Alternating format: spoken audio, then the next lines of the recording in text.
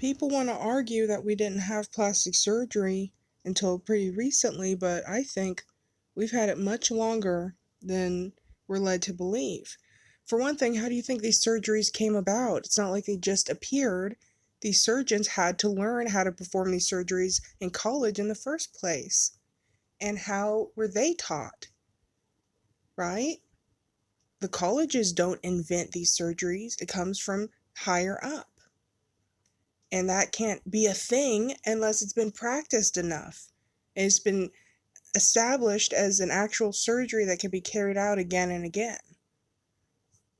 And they have to, make sure that they've got a protocol together and everything before they introduce it to the colleges. And then it's brought out to the public. So that's a long process. And I think it starts with the elites first. I think the elites get a lot of this great surgery. I mean, there are these demon doctors that have contracts with demons, which was just in the documentary that premiered recently, where they discuss how these surgeons were able to come up with these futuristic surgeries because they didn't have to use anesthesia and they didn't have to worry about anyone bleeding to death because the demons were holding the blood back and stuff. So they probably perform these surgeries on, they probably practice on people who are kidnapped or bred in these cults. And then when they're sure that this is a surgery they can do on the elites, they do it on the elites. And then when they're good and ready, it's introduced into the public, maybe. I think that could be the same thing with in vitro fertilization.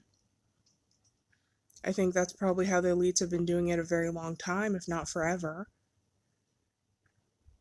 Since they're not the sex they claim to be. I think that happens a lot of the time, although I do believe there are breeders like Leonardo DiCaprio and Chris Brown and Vin Diesel and a few other people I think can be breeders. So it just depends, but I do think IVF is something that they've been doing a very long time before it was introduced to us quite recently. And so, looking at this so-called first lady, which is obviously a man on the screen, they look like the surgery and procedures they've had are what we have now. It looks like what we have now is the outdated stuff that this first lady boy had back then. Because look at those lips, look at the cheeks, the cheekbone area, and how the jaw looks like it's been shaved down. This is what a lot of trannies, everyday trannies who aren't elites, this is what they look like after they've gone to the surgeon and they've gotten their bones shaved down and they had their Botox injections and stuff. Sorry if I sound bad right now. I'm laying on my stomach and I'm about to go to bed. I'm tired. But, so it looks like we have the outdated stuff that they had all the way back then, and then the elite trannies we have today are getting more futuristic procedures done because a lot of them are way more convincing than they used to be. So, that's my opinion.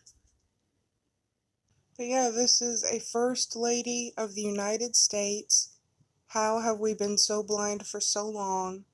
None of these so-called first ladies are even ladies. They're lady boys. And I'm going to have a 3-hour plus video coming out. It's not really, I don't know if you could call it a documentary, but it's just me putting like a 14-part video together by Mr. E, and it's the First Lady Boys of the United States, so that's going to be coming out soon. I think I'll premiere that. I don't think I've premiered anything on that channel before, but anyway, yep, we've been lied to. What else is new? Love you, good night.